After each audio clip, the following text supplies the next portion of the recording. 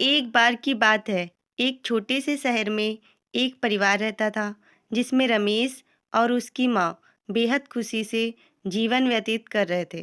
Ramesh auto चलाता था और उससे जो भी आमदनी होती थी, माँ-बेटा खुशी-खुशी उससे गुजारा करते थे।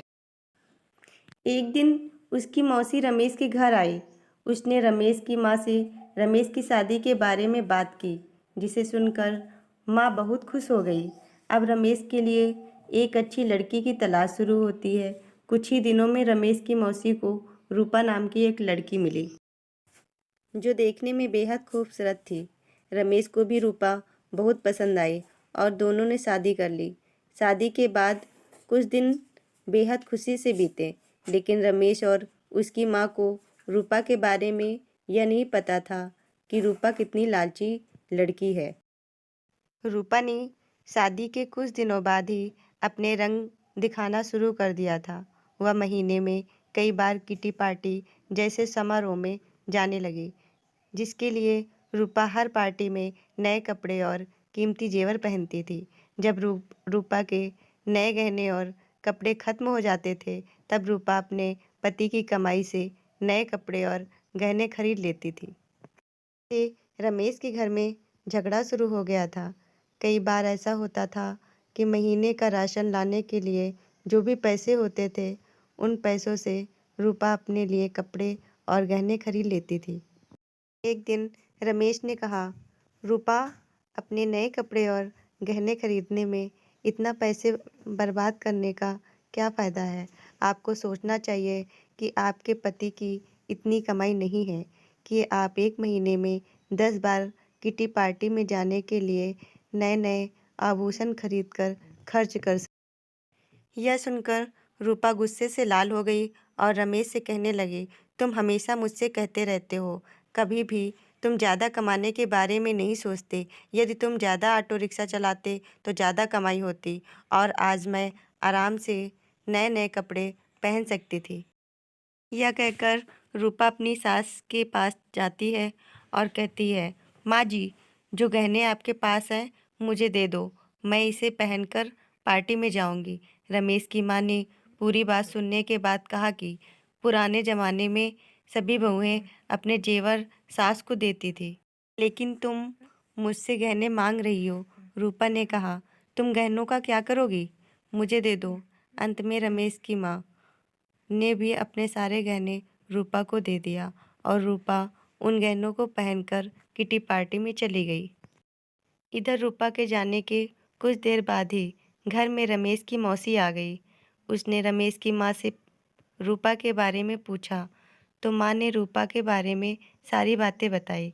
यह सुनकर मौसी ने रूपा को सबक सिखाने की सोची। रूपा की सास भी इस खेल में शामिल हो गई। रमेश की चाची घर का सारा राशन और सामान अपने घर ले गई और थोड़ी देर में अपने सारे गहने और नए कपड़े ले आई। गहने और कपड़े लाकर उन चीज़ों को घर की अलमारी में और कुछ को रसोई में रख दिया और अपने घर जाने लगी। जाते समय रूपा की सास ने कहा कि जब रूपा घर आएगी तो यह जेवर देखकर वह तुमसे कुछ पूछेगी, तुम उसका अच्छे से उत्तर देना। उसके कुछ ही समय बाद रूपा किटी पार्टी से घर आई और अपनी अलमारी में सभी नए गहने देखकर बहुत खुश हुई। लेकिन शाम को जब रूपा रसोई में खाना बनाने गई तो फिर उन्हें राशन के डिब्बे में नए गहने मिले, जिसे पाके रूपा की खुशी का कोई ठिकाना ही नहीं था। लेकिन जब रूपा ने किचन में राशन की तलाश की तो उसे कुछ नहीं मिला, जिससे वह परेशान हो गई और अपनी सास के पास गई और पूछा कि माँ जी, किचन का राशन कहाँ है?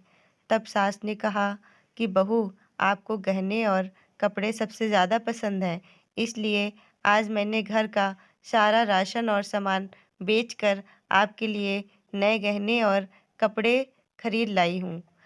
अब आप इसे पहन सकती हो और पार्टी में जा सकती हो। रूपा ने कहा कि ठीक है, मगर खाने के बिना मैं गहनों और कपड़ों का क्या करूँगी? तो सास ने फिर जवाब दिया कि अब खाना खाने की क्या ज़रूरत है? तुम्हें अपनी सबसे प्यारी चीज़ मिल गई है। तुम्हें उसमें खुशी होनी चाहिए। यह सुनकर रूपा को अपनी हरकत पर पछतावा होने लगा। तभी रमेश की मौसी भी आ गई। उन्होंने यह भी कहा कि यह सब मैंने आपको समझाने के लिए किया है कि केवल नए कपड़े और आभूषण जरूरी नहीं है। इसके अलावा दुनिया में भी बहुत कुछ होता है, और अगर आपको नए गहने और कपड़े पहनने का इतना शौक है तो आप खुद क्यों नहीं कमाते और उस पैसे से ये सारी चीज़ें खरीद लेते हैं। सारी बातें सुनने के बाद रूपा को अब सब कुछ समझ में आ गया, और अब से उसने फिर कभी ऐसा नहीं किया और अपने पति के कमाए हुए पैसों में खुशी-खुशी रहने लगी।